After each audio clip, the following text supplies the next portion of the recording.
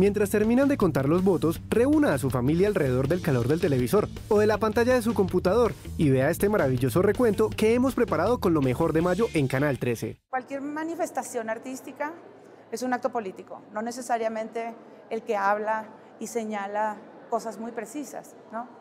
En Fractal amamos los conteos, casi tanto como las personas aman ser jurados de votación. Para abrir con pie derecho, comencemos con una nota sobre los mecanismos digitales de participación ciudadana. Esta es Democracia Digital, una página que permite a los concejales interactuar con sus votantes. Seamos Democracia Digital es una plataforma que busca conectar a ciudadanos con políticos en tiempo real y que los políticos asuman las decisiones tomadas, digamos, a partir de las decisiones colectivas que están en una plataforma en línea todo el tiempo.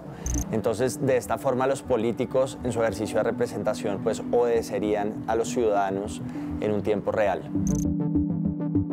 Bueno, nace hace 16 meses con un crowdfunding, con una vaca colectiva, una vaca digital, invitando a todos los ciudadanos a apoyar una plataforma, un desarrollo cívico de ciudadanos para ciudadanos que buscaba que políticos del Consejo, es decir, concejales de Bogotá, tomaran decisiones con la ciudadanía y votaran como los ciudadanos les digan y fueran, digamos, tomaran en cuenta la participación efectiva de los ciudadanos en el momento en el que ellos estén tomando cualquier decisión en un acto normativo o en un acto de control político al interior del Consejo de Bogotá.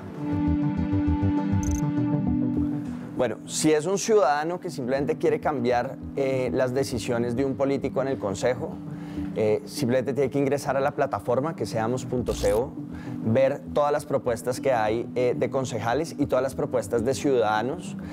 Puede votar por estas propuestas, puede hacer un ejercicio de crowdvoicing, que es poner estas propuestas en sus redes sociales y movilizar digitalmente estas redes y estas propuestas. Y lo más importante es, para organizaciones sociales, ellos tienen un espacio en el cual pueden montar su propuesta en la plataforma y llevarla al Consejo de Bogotá o llevarlo a los distintos consejos en los que vamos a estar en los siguientes meses.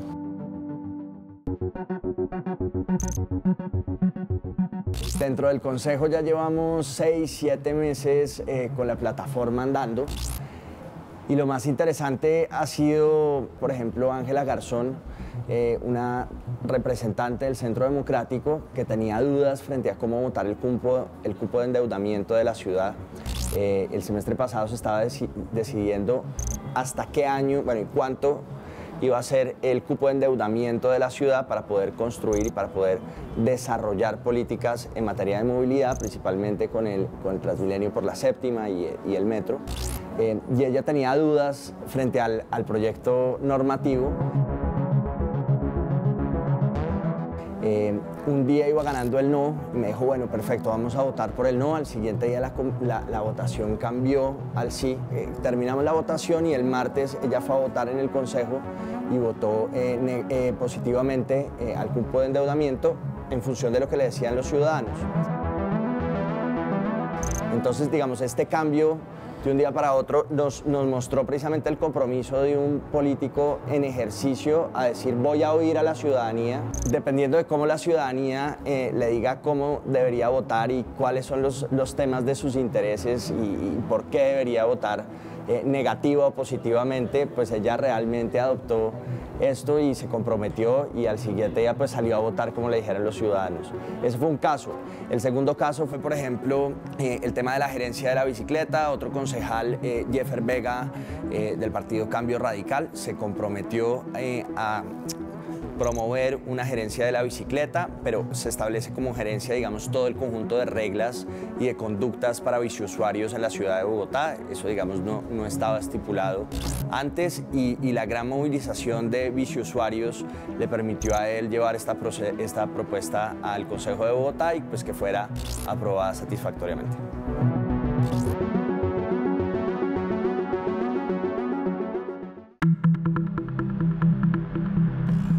Hay políticos que son políticos tradicionales que ven esto como algo que no entienden o que han quedado, digamos, múltiples veces siendo reelegidos o en el ejercicio del poder sin necesidad de utilizar este tipo de medios. Pero lo que vemos es una nueva generación de políticos que están comprometidos, digamos, con nuevas formas de hacer política y que entienden que si no hacen esto, de pronto el bus los va a dejar y las formas en las que están tradicionalmente actuando ya no les van a servir en los siguientes ejercicios electorales. Eso es lo primero, porque además la demografía de votantes está cambiando mucho. Y lo segundo que hemos visto es que ellos entienden que hay un gran descontento en la sociedad, un gran descontento en la ciudadanía, y que si no empiezan a hacer otras formas y no empiezan a hablar y a construir de otra forma, las elecciones cada 4 años van a ser muy costosas, y la única forma de bajar esos costos es realmente comunicándose con la ciudadanía en tiempo real y teniendo un ejercicio democrático de representación como debería ser. Y lo tercero es ver que la ciudadanía siente y ha sentido que de pronto el poder de ellos puede llegar a ser más fuerte que la gente del poder. Y eso es muy importante para nosotros, que la ciudadanía realmente se enganche con este tipo de ejercicios, que los apropie y que sientan que ellos tienen el poder para cambiar las decisiones de su ciudad. Entonces, esta sin duda es una nueva forma de participar. No será la única y esperamos que vengan muchas más en ejercicios de innovación política, pero que realmente la ciudadanía pueda incidir en esos procesos, que pueda decidir que las decisiones más importantes de nuestra vida la tomen los ciudadanos y no los políticos. Es el deber ser de una democracia.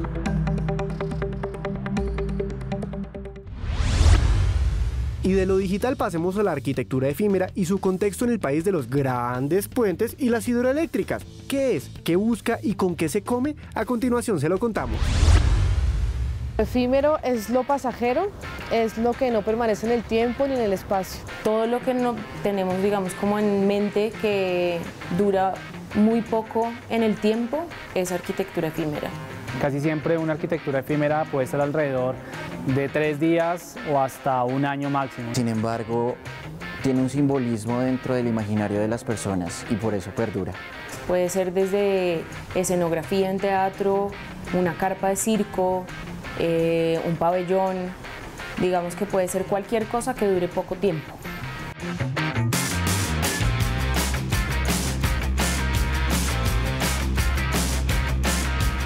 La importancia de la arquitectura efímera en la sociedad, pues digamos que depende un poco del tipo de proyectos. Por lo general suelen ser proyectos culturales y recreativos, pero también pueden ser, por ejemplo, proyectos que reivindiquen a la sociedad de diferentes maneras.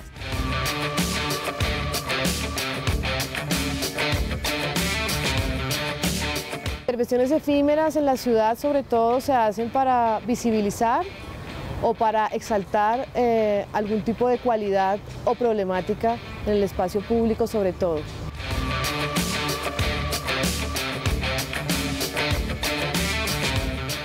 Suelen ser proyectos culturales y proyectos de recreación. Las empresas gastan una gran parte importante de sus inversiones o de sus presupuestos para obviamente mostrarse al público de una manera muy espectacular.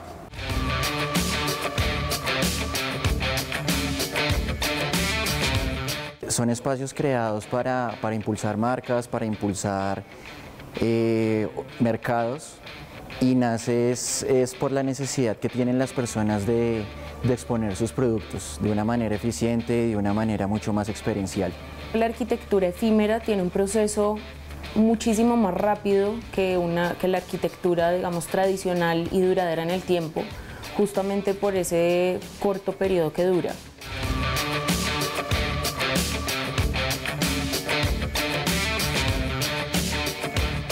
Hablamos de arquitectura efímera en interiores, hablamos de arquitectura efímera en exteriores, hablamos también de los conceptos que se pueden llegar a desarrollar. Los materiales que se utilizan no son los convencionales en la arquitectura tradicional. La arquitectura efímera tiene una gran paleta, digamos, de posibilidades dentro del entorno colombiano.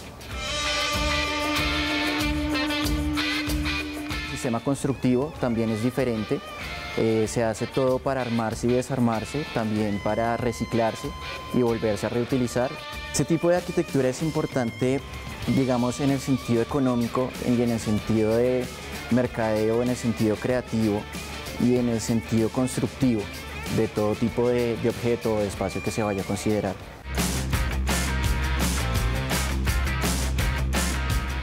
Puede haber proyectos desde 60 metros cuadrados hasta proyectos de 3.000, 5.000 y 10.000 metros cuadrados. En un proyecto de arquitectura efímera pueden llegar a intervenir, depende de la escala del proyecto, pero si estamos hablando de un pabellón, pueden llegar a intervenir entre 200 personas más o menos, entre diseño, concepto, construcción, manejo, producción.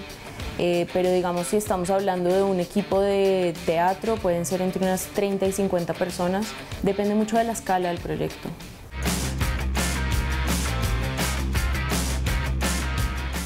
Creo que la sociedad está empezando a entender el concepto de arquitectura efímera y a valorarlo. La diferencia entre la arquitectura efímera y la arquitectura tradicional está basada más que todo en los materiales constructivos en los que estamos trabajando. Se necesita tener muchos conceptos, digamos, de estructura, tener muchos conceptos de diseño, de interiores, de experiencias de espacios. La arquitectura efímera es una profesión.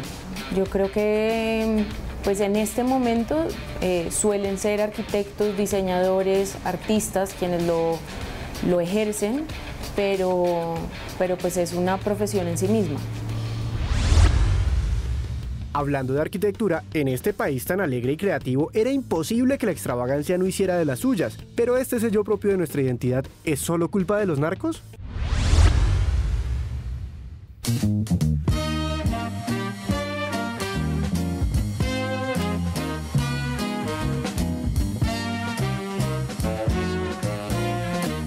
Realmente no hay una arquitectura colombiana, hay muchas arquitecturas colombianas y la estética ha ido transformándose, yo diría que a lo largo del último medio siglo. Al punto que tienen más en común la arquitectura de Bogotá con la de Lima, de la que tendría la de Bogotá con la Amazonía. En un estudio más profundo uno podría llegar a sacar algunos puntos que podrían definir esa estética, pero es bastante difícil. El ladrillo ha sido tanto una bendición como una maldición, opino yo. Por una parte ha contribuido a fortalecer la mano de obra colombiana, a valorar esa gran capacidad artesanal de los maestros, constructores y obreros de Colombia, y nos ha permitido desarrollar obras monumentales en ladrillo, como la que está a mis espaldas, como la Catedral de Medellín, entre otras tantas. El ladrillo en Bogotá ha tenido una presencia muy importante y en relación con la estética, uno diría que buena parte de la estética de la arquitectura bogotana deriva del uso del ladrillo. Sin embargo, el mismo bloque ha también deteriorado la calidad de los espacios que vivimos. Es un material económico, sí, no lo niego, pero también es un material que ha desplazado materiales tradicionales como el bareque, como la guadua, como la tapia, generando espacios que a veces están mal insonorizados, generando espacios que tienen mala apariencia hacia el exterior porque se deja el bloque a la vista. El ladrillo ha sido tanto bueno como malo.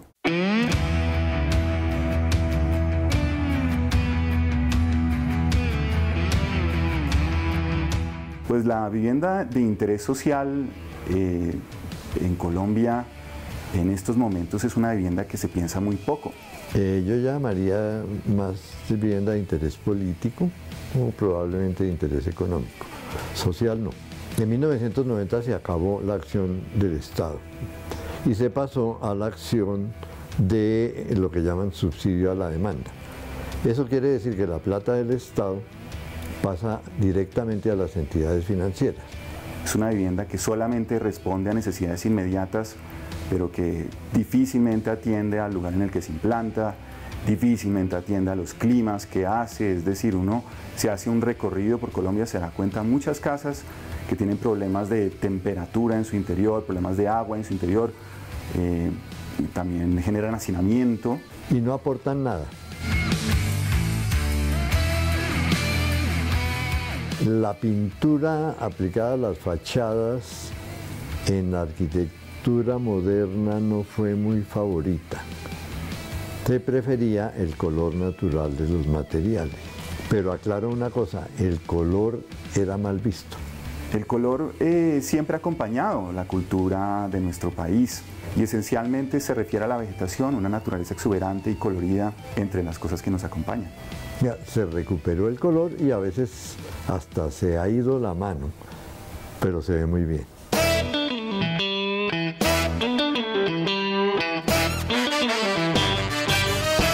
La arquitectura de los esmeralderos es un tema muy focalizado en Bogotá. Eso no fue por autoconstrucción, eso fue proyectado por maestros o arquitectos en unos lotes muy grandes. Entonces la arquitectura de los esmeralderos no tenía un carácter particular, aparte que era grande. Pero no fue como la arquitectura del narcotráfico, que esa sí tuvo un carácter distinto. Es una arquitectura que se caracteriza por retomar una estética popular y, si se quiere, inyectarle hormonas. Es decir, es una arquitectura popular con exceso de ornamento, con exceso de decoración, con exceso de área, con exceso de materiales. Una arquitectura que se impone. Que los narcos sí querían hacer un poco de estruendo, aparte de las bombas, con la arquitectura. En algunos casos pasa disimulada, en otros es más evidente. La mayoría de la arquitectura de origen narco se encuentra por fuera de ciudades principales como Bogotá y sobre todo concentradas en el Valle del Cauca, en Cali y en Medellín, o en zonas portuarias por donde hubo salida de la droga. No toda la arquitectura narco es necesariamente una arquitectura ostentosa. Si bien tuvo algunos descollos, por ejemplo en Cali, uno pudo en algún momento dado detectar arquitecturas que eran características y se sabía esa pertenecía a tal o cual narcotraficante. En general es una arquitectura que es difícil decir, eso es narco. Hay variedades de arquitectura traqueta. El traqueto no se aplica al gran narco. Traqueto es el cargaladrillos del narcotráfico. Eso en algunos barrios sí es muy divertido de ver. Pues barrios, digamos, de tipo medio o incluso barrios populares. Ahí sí hay arquitectura que podemos llamar traqueta. Y también hay mucha arquitectura que uno podría pensar por fuera es traqueta desde esta perspectiva estética que tenemos y no necesariamente lo es.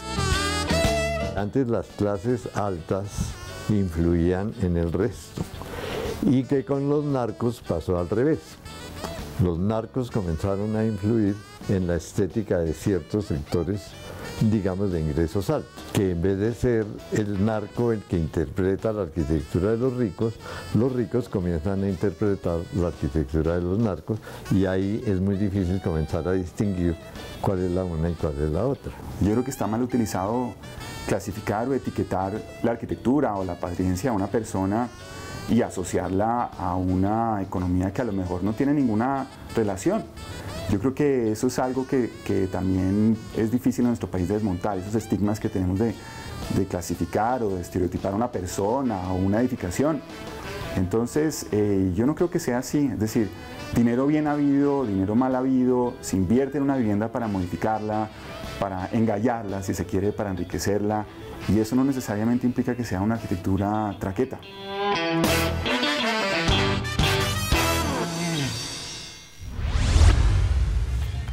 Vamos a un corte y al regreso seguiremos con este especial que reúne las notas más destacadas que salieron en Canal 13 durante este mes, incluyendo un homenaje al inmortal Jaime Garzón. Hablando de revoluciones y revolucionarios, el protagonista de la siguiente nota es Jaime Garzón, a través de quien veremos lo que pasó con el humor político en Colombia después de su asesinato. Nadie podrá llevar por encima de su corazón a nadie, ni hacerle mal en su persona, aunque piense y diga diferente.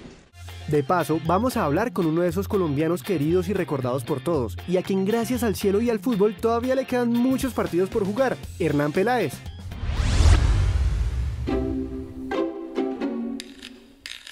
Es emocionante realmente después de un invicto tan grande de tantas fechas con la boca cerrada, pues su teoría es que en boca cerrada no entran moscos. Presentamos la siguiente nota. Yo creo que lo que caracterizaba el humor de Jaime Garzón era como la absoluta irreverencia, o sea, como que podía atacar por medio de la risa, ¿no? A todo, a lo más como sagrado. Por un lado pues estaba su histrionismo. Jaime era una persona pues físicamente divertida, pues era lo que llamarían un clown, un payaso. Obviamente era mucho más que eso, pero Jaime tenía esa parte de ser graciosa, su mirada, sus dientes, su risa, su manera de hablar. No tenía como ningún freno frente al poder, a pesar de ser tan cercano con el poder, tan cercano con los poderosos. No le temía a burlarse de todos, sin ningún reparo, pues. Y sobre todo era una persona que tenía una gran aptitud para la pedagogía. Aquí tuvimos la oportunidad de ver el último programa, el de la muerte y la violencia. Entonces Jaime también todo el tiempo quería aprovechar esas dotes que él tenía para educar, para informar, para enseñar. Sí, presidente, diciendo una que otra verdad. Has hecho quedar muy en alto el nombre de Colombia. Después del homicidio de Jaime Garzón, fue un golpe muy duro, no solamente para la gente de a pie, sino para la gente que hacía humor político, por lo menos los caricaturistas o la gente que empezaba a emular o a hacer cosas como las hacía él. Yo creería que hay un antes y un después, ¿no? Marca un momento muy difícil para todo el país y en especial para el humor político, porque no sé si de alguna manera casi que dejó de existir, ¿no? Pues el humor ha seguido, ¿no? Yo creo que lo que pasa es que una figura como Jaime es tan determinante en la historia de la televisión en Colombia que muchas personas dicen, no, es que después de Jaime Garzón no se ha vuelto a hacer nada. Lo que pasa es que la televisión cambió el modelo, cambió el negocio. Los programas de humor ya no les queda fácil estar en la programación, pero tiene que ver con la naturaleza misma del negocio. Y yo creo que el humor político ahora está y muy vivo y funcionando mucho en redes sociales, en YouTube, en ese tipo de plataformas nuevas. Sí, hay gente que sigue haciendo humor político y está toda la Imaruja y están los caricaturistas y está Daniel Samper Ospina, pero como un humor político que de verdad conectara con todo el país y que todo el mundo viera y disfrutara y se riera, me parece que dejó de existir. Lo más importante, nunca hables con la boca llena de babosadas. Jaime Garzón era un caricaturista, pero histriónico, de televisión. Entonces él era capaz de hacer ese humor mordaz, ácido, muy crítico, que la gente a veces quería escuchar, quería, uy, qué bien que le dan duro a este tipo, porque ¿cómo nos está haciendo eso? Eso siente la gente del común. Y cuenten con toda nuestra disposición y que estén seguros que con esto va a empezar Cristo a padecer. Uno tenía la sensación con Jaime que la risa lo permitía todo, que a través de la risa podía uno hablar de lo que fuera y que la risa era una especie de fuero, de inmunidad que le iba a dar. La muerte de él como que nos volvió a despertar en el horror de este país, y es que no hay ese fuero, que yo creo que siento que de alguna manera no sé, los humoristas políticos como que se contienen un poco más, ¿no? Es que no solamente desapareció el humor, desapareció todo lo que no sea reality, telenovela o noticiero. Desaparecieron los musicales, desaparecieron los programas concurso, desaparecieron las crónicas, desaparecieron los programas de reportajes. Señor, ¿ese era el ministro de qué? De Obras. Ah, era el ministro de Obras y esas fueron sus declaraciones. Yo creo que eso no hay nadie que logre ese nivel de involucrar a todo el mundo. Desde la Casa de Nariño les informé. Adelante tú, Emerson, con las noticias. La muerte de Jaime Garzón fue como la constatación de la desesperanza, la constatación de que aquí no hay nada que hacer. Esto está llevado y estará llevado por siempre. Se metieron con lo más sagrado del mundo, ¿sí? Con la risa y con todos nosotros. Nos mataron un pedacito de todos nosotros cuando mataron a Jaime. Creo que hay mucha gente joven que aún en día sin conocer a Jaime Garzón hablan de Jaime Garzón. Tú vas a la Universidad Nacional, a la Javeriana, todo, es como que dejó un legado. Hay muchos jóvenes sin conocerlo tienen mitificado como decir el Che Guevara, Jaime Garzón. A veces no saben ni qué hizo, le preguntan a la sociedad, ¿sí? Pero dejó una huella y por lo menos como que tocó el corazón de muchos sectores de este país que sí quieren que haya una real paz, una paz con justicia social, un país que sea viable. Ese tipo de cosas creo que le tocaron a muchos de esos sectores y creo que sí hubo un legado ahí. Por lo menos ustedes tienen identidades de no pise la cebra, no se amugre con Cali, no se apía a los Rodríguez, esas cositas colectivas. La memoria de Jaime no puede quedarse en Eduardo Arias, que ya va para 60 años, Pacho Ortiz, que ni a qué edad tenga ya Pacho, que fueron los que trabajaron, los que lo conocieron. No, yo creo que Jaime Garzón dejó un legado muy fuerte y yo pienso que los jóvenes afortunadamente lo están haciendo, pero insisto en que lo hagan. Se han apropiado de Jaime, han hecho una relectura. Jaime Garzón, lo que decía en 1995, se puede aplicar perfectamente a lo que está pasando en 2018, ¿no? Nadie podrá llevar por encima de su corazón a nadie, ni hacerle mal en su persona, aunque piense y diga diferente. Con ese artículo que nos aprendamos, salvamos este país. Por lo menos sus hijos van a tener un país mínimamente más agradable. Eso es lo que les quería decir. Muchas gracias. La radio es un vehículo de la civilización para ser usado por gentes civilizadas. La radio siempre me acompañó desde muy pequeño. En la época de estudiante no teníamos la entrada a televisión y la radio era realmente una gran compañía para una persona que disfrutaba música, entretención, programas de concurso. Yo básicamente hacía deporte, fútbol básicamente, no hacía más. Lo que pasa es que quienes incursionan en el deporte, hablo de los periodistas, van aprendiendo a, me perdona la expresión, a soltar la lengua. Y en radio lo único que uno tiene es cuento, a uno no lo ven, no saben si usted es gordo, flaco, feo, bonito, sino la voz. Y en el caso mío, pues yo hice, como le digo, deporte, fútbol, y con el tiempo me dijeron, mire, hay que hacer un programa que tenga, no sé, política, humor. Y yo dije, pues sí, yo lo puedo hacer. Yo empiezo a hacer radio en 1965 en una emisora que se llamaba Radio N64, realmente, con radio modelo que hacíamos o hicimos el torneo Juventudes de América. Me integro a Unión Radio, que con el tiempo fue Todelar. Y en el año 67 paso a Caracol y ahí desarrollo el mayor tiempo mi carrera, estando también 4 años después, entre el 74 y el 78 en Todelar. Le he traído hoy a Vicentico Valdés, ya fallecido como usted anota, un cubano, vivió mucho tiempo en México, vino a Colombia alguna vez, un bolerista con un tarro de voz impresionante, que va a interpretar un bolerazo que se llama ¿Cómo fue? Lo cantó también Benny Moré, pero aquí está Vicentico Valdés. No soy tan optimista que creer que yo he creado programas, no. A uno le asignan un programa y uno con el tiempo lo va moldeando y lo va perfeccionando o lo va deteriorando, como se quiere entender.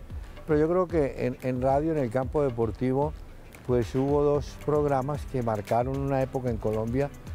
Uno básicamente que se llamaba La Polémica en los Deportes hace muchos años, donde tenían participación 11 ciudades a través de 11 comentaristas o periodistas.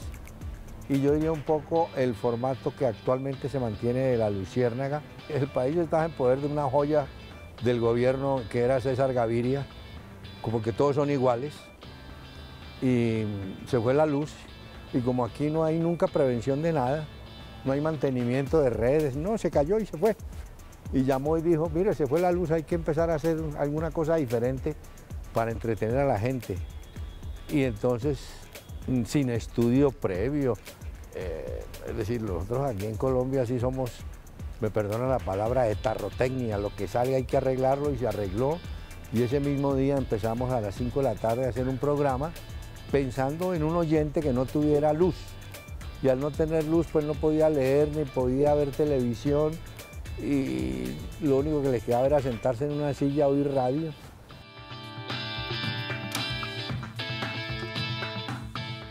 Dediqué mucho tiempo a la radio, entrega, diría yo que sacrificio, compromiso, y la radio por supuesto le brinda a uno la satisfacción de haber hecho algo por un medio que es el de mayor penetración a pesar de todo lo que se diga, porque yo digo que la radio la oye el que no ha estudiado y el que ha estudiado. Y diría que la radio es de servicio, es básicamente el papel que tienen que cumplir hoy en día, ¿no? Servicio que se entiende como entretención e información. A todos, gracias por estar pendientes. Vamos a comerciales y cuando regresemos le pondremos fin a este resumen de lo mejor de mayo con las panaderas de Arcabuco. Y como sabemos que eso suena un poco macondiano, antes los dejaremos con esta cronografía sobre Gabriel García Márquez. Un pueblo chiquito es un sitio demasiado grande. El mundo se ha construido, reconstruido y destruido a través de la historia de la literatura. Existen lugares creados en los libros que parecieran ser un reflejo de pueblos o ciudades. En la Biblia se tiene referencias al infierno. Dante Alighieri lo hizo en su Divina Comedia. Jonathan Swift habló de Lilliput. Adolfo Bioy Casares escribió sobre Vikings. Borges hizo lo suyo con La ciudad de los inmortales. Lewis Carroll le dio a Alicia un país de maravillas. Juan Rulfo tuvo a Comala. Y de Colombia salió Macondo con Gabriel García Márquez. Macondo es el lugar que este escritor usó en sus obras 100 años de soledad, La hojarasca, El coronel no tiene quien le escriba, Los funerales de la mamá grande y Monólogo de Isabel viendo llover en Macondo, entre otros. Estos escritos fueron presentados entre 1955 y 1967 y definieron el trabajo literario de aquel colombiano universal.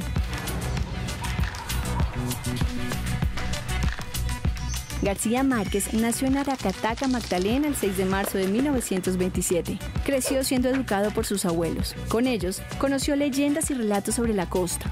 Su abuelo lo llevó al circo. Le hizo conocer el milagro del hielo y le contó los hechos alrededor de la masacre de las bananeras del 5 y 6 de diciembre de 1928. García Márquez salió de Aracataca para estudiar en Barranquilla durante su infancia. Escritores como Jorge Luis Borges y Franz Kafka lo inspiraron y así comenzó a escribir sus primeros cuentos.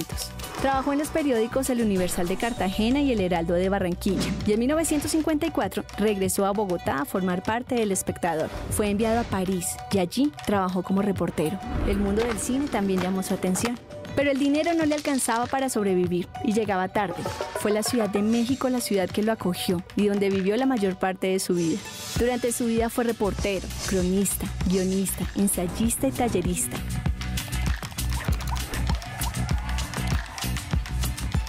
Su obra más reconocida fue publicada en 1967 y le dio el sello de distinción al realismo mágico de Macondo, 100 años de soledad. A través de sus 471 páginas se cuenta la historia de 7 generaciones de la familia Buendía. En ella hay narraciones y situaciones que involucran religión, violencia, maravillas naturales y realismo mágico.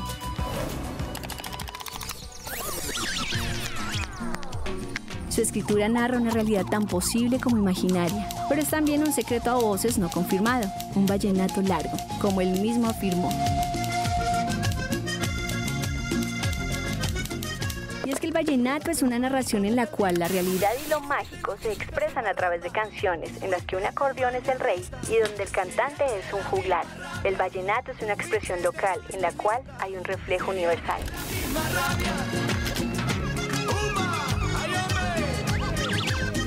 Uno de sus grandes amigos fue Rafael Escalona, compositor de vallenatos épicos como La Casa en el Aire, La Vieja Sara o María Tere. Y si bien se le atribuye uno muy famoso llamado La Gota Fría, este en realidad es de Emiliano Zuleta Vaquero, quien la compuso en 1942. La Gota Fría es un vallenato sobre un desafío de supervivencia en una fiesta como cuestión de hombría.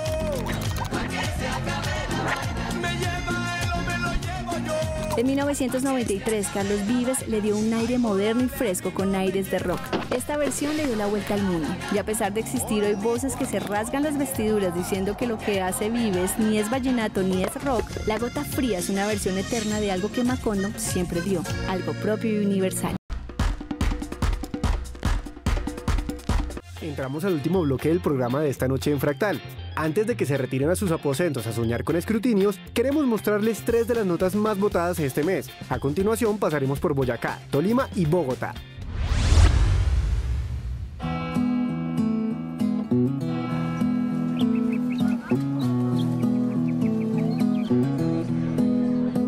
El Pomeca para mí es como es el alma, es la vida, es una de las razones para uno trabajar y seguir como viviendo y luchando. Es el alma, porque a nosotros nos levantaron, como decía mi mamá en alguna ocasión, a punta de mogollas.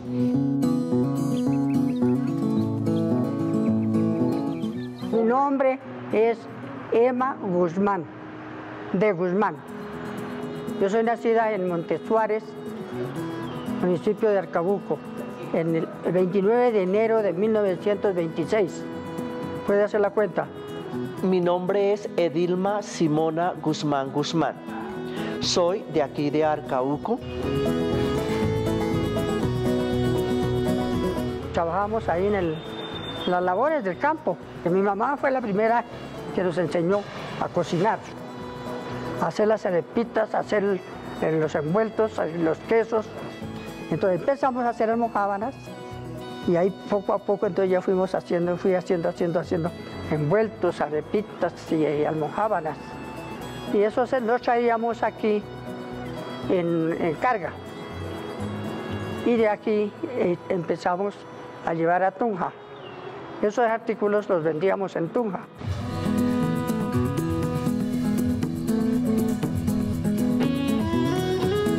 Y empezamos con una tiendita chiquita y yo adentro empecé a elaborar cositas así. Recuerdo mucho cuando niña que yo entraba a la tienda y me sacaba los dulces, eso yo llevaba en todos los bolsillos dulces y en la maleta, y corra a la escuela, y yo les repartía dulces a todas mis compañeras, a mis amiguitas, y la verdad que la infancia fue muy bonita. Yo empecé con las almojábanas, con los hasta envueltos, dicen aquí también, y quesitos. Y después ya echamos a hacer la mogolla. Yo trabajé mucho en la panadería también cuando niña, yo ayudaba a hacer el pan, lo ayudábamos a colocar en los estantes, en las latas, y en esa época no existía todavía el horno de hoy en día, era el horno de leña, y en ese entonces pues mi mamá era el alma de la panadería, con una tía que se llama Isabelina.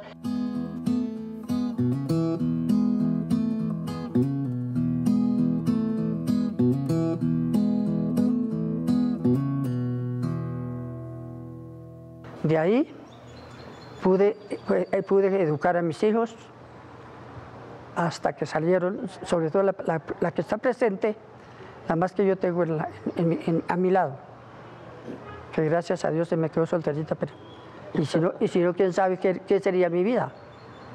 Sí tenía proyectado a futuro venir acá, porque de todos soy la única soltera, y yo veía que pues realmente la que podía estar más cerca de mi mamá era yo. Entonces me pensioné y en un momento dado mi mamá me dijo: mijita, yo creo que ya es hora que se venga porque yo ya mis alientos se me están bajando. Y le dije: listo. Me pensioné y a los pocos años ya me vine. Y estoy aquí al frente del negocio de la panadería, pendiente de mi mamá.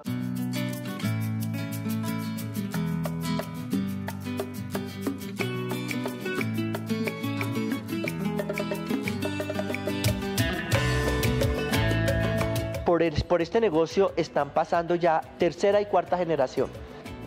Hemos conservado sí la vitrina, esa sí es la misma, lo único que le cambiamos fue la parte de arriba que se le colocó en acero inoxidable, pero la vitrina como tal ha existido. Y la panadería la independizamos de la vivienda.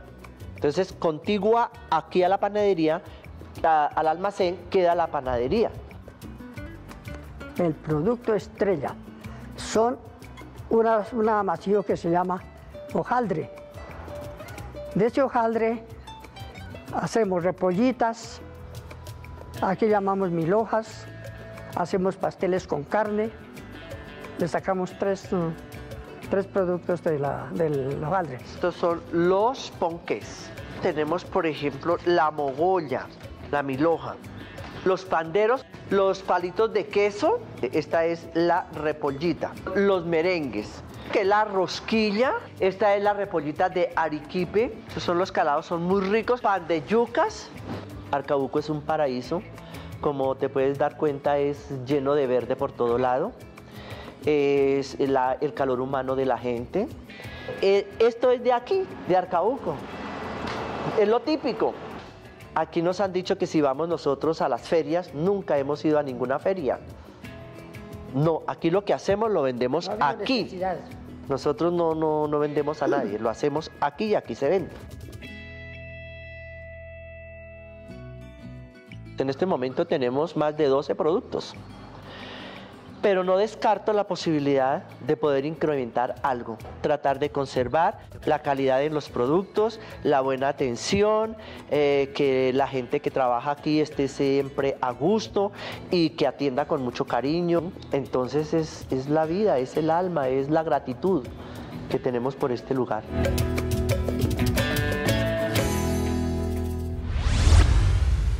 Tolima es y seguirá siendo uno de los departamentos musicales de Colombia por los siglos de los siglos. Amén. Por eso, los devotos sonoros de Resonantes se fueron en procesión a su conservatorio.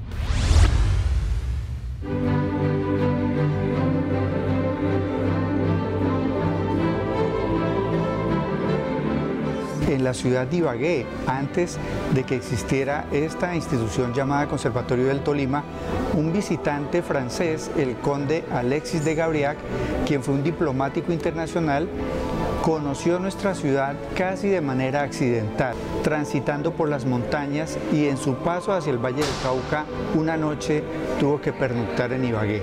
El encuentro con las primeras familias que en ese momento ya estaban forjando experiencias musicales produjo una atención muy interesante en este conde, que al finalizar sus recorridos produjo uno de los libros más importantes sobre las prácticas culturales musicales en América Latina. Este primer hecho es sin duda un antecedente claro de un espíritu vocacional en la ciudad de Ibagué para practicar la música.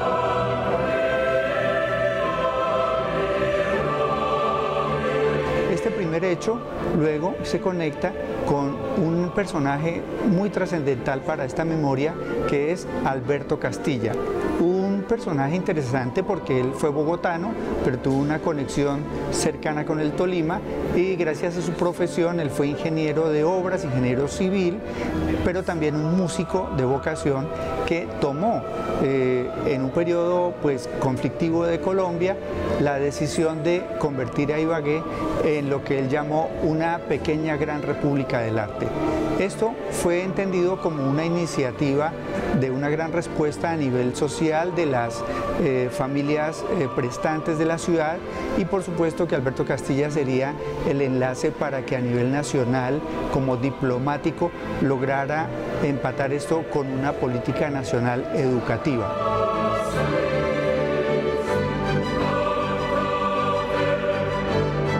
El Conservatorio de Tolima es una institución de educación superior, de alguna manera desarrolla procesos de formación en estudiantes de licenciatura y del programa de maestro en música. El conservatorio siempre ha sido líder en los procesos de formación sinfónica a nivel nacional. Nosotros tenemos acá una gran plataforma como es nuestra orquesta que es un modelo pedagógico basado en la orquesta escuela, en la que contamos con unos excelentes y maravillosos docentes y contamos con una gran planta de instrumentistas. Por ende, siempre seguiremos siendo como la institución emblemática en la formación académica y de músicos clásicos a nivel nacional.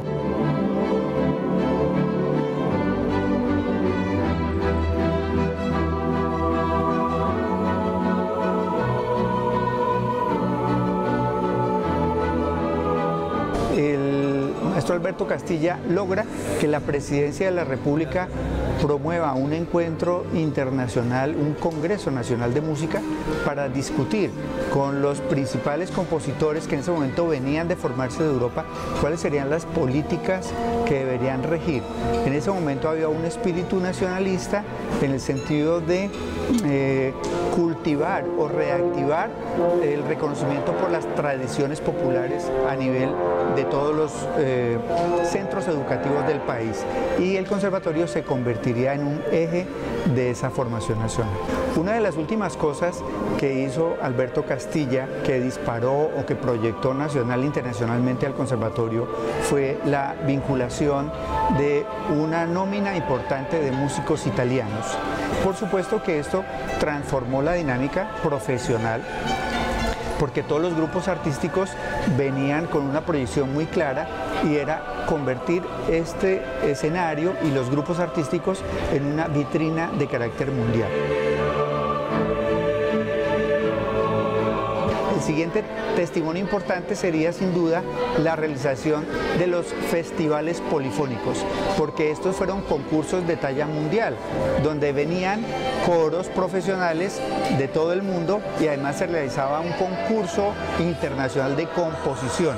Aquí estuvieron pues los mejores directores de la época y realmente convirtiendo a Ibagué en un epicentro como organizador de festivales musicales.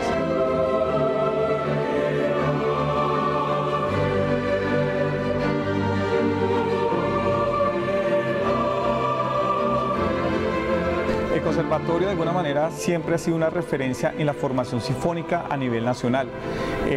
Nos hemos dado cuenta durante la historia que grandes músicos de esta institución han sido, digamos, integrantes de las orquestas más importantes de Colombia, como la Orquesta Filarmónica, la Orquesta Sinfónica Nacional y de alguna manera orquestas como todos los procesos juveniles que ha desarrollado la Orquesta Filarmónica también. A nivel internacional, durante la historia, hemos tenido grandes intérpretes que se han destacado, como el maestro Germán Gutiérrez, que fue intérprete violinista de esta institución y que actualmente pues es un gran formador, director que está desarrollando en Estados Unidos su carrera como director y como gran gestor a nivel cultural.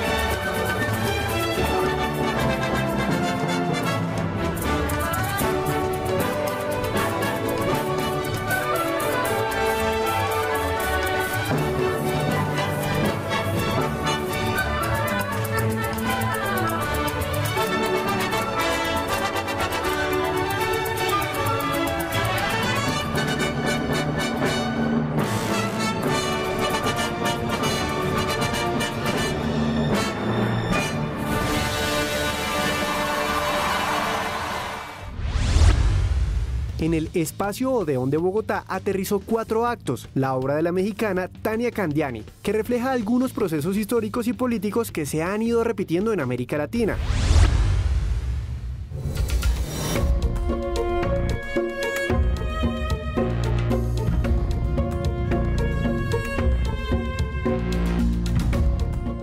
Cuatro actos es un proyecto para sitio específico pensado para el Espacio Odeón, que alguna vez fue un teatro. Y es un proyecto que se construye en sentido inverso a los proyectos normales. No es una exposición que el día de la inauguración llegó la gente y la vio montada, sino que se abre al público con todas las cosas en proceso.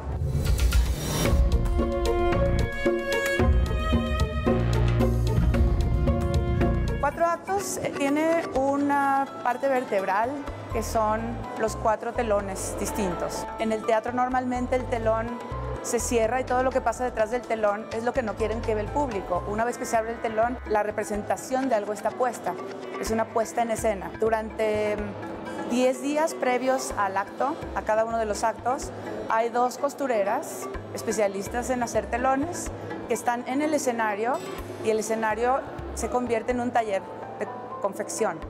Y ellas están cosiendo durante todos estos días en un horario de 10 a 5 de la tarde, trabajando en la confección de este telón.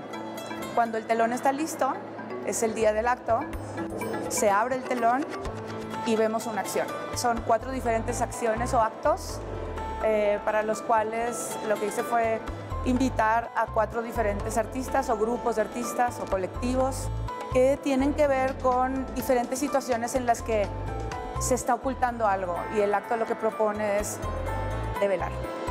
La investigación me apasiona y no me interesa un solo tema. Las cosas, supongo que a mí me pasa que me van llamando, siento como si hay algo que me empieza a hacer ruido, me llama la atención y entonces volteo hacia ello y empiezo a estudiarlo y a pensarlo de un modo y de otro para poder de alguna manera asirlo y mostrarlo desde el punto de vista en que yo lo veo. Me gusta trabajar con diferentes medios y yo creo que cada tema pide el medio. A veces trabajo en video, casi siempre trabajo con sonido. El sonido para mí es sumamente importante. El hecho de poder contar con un registro en video, que es algo que también consideramos a la hora de pensar en cómo está conformada y pensada la exposición, es que cuando sucede un acto en vivo, el espectador tiene siempre un punto de vista.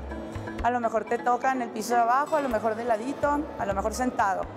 Pero al tener una edición final, es decir, tenemos 4 ojos distintos, que es la cámara, que da la posibilidad de un acercamiento en el ojo, que uno no lo puede tener de esa manera. Entonces, yo busco que la gente pueda tener esta sensación que hay con el acto en vivo, el espectáculo, pero también la cercanía y la intimidad que puede dar un registro en video. Cada uno de estos actos están hablando y denunciando ciertos mecanismos de ocultamiento y que la gente pueda pensar qué es lo que estoy obviando de esto, porque es importante acordarnos de que estas cosas están sucediendo. Yo no puedo agarrar un arma e irme a pelear, que a veces me dan ganas. Cuando hay gente que se esté siendo desplazada, me gustaría agarrar lo que estuviera a la mano para ir a detener a quien lastima a la gente. Y el único modo que tengo yo para decir las cosas es con mi trabajo, ¿no? Entonces, y creo que cualquier manifestación artística es un acto político, no necesariamente el que habla y señala cosas muy precisas, ¿no? Entonces, pues es lo que hay que hacer, es lo que tenemos que hacer todos, ¿no? Bueno, que este no es un proyecto mío, obviamente, es un proyecto de múltiples colaboraciones. Y todas estas colaboraciones enriquecen la pieza final. Esto sigue creciendo, todavía falta un 4º acto. Y esta suma que va a ser 4 actos es probablemente casi 100 personas son las que van a conformar esta pieza final.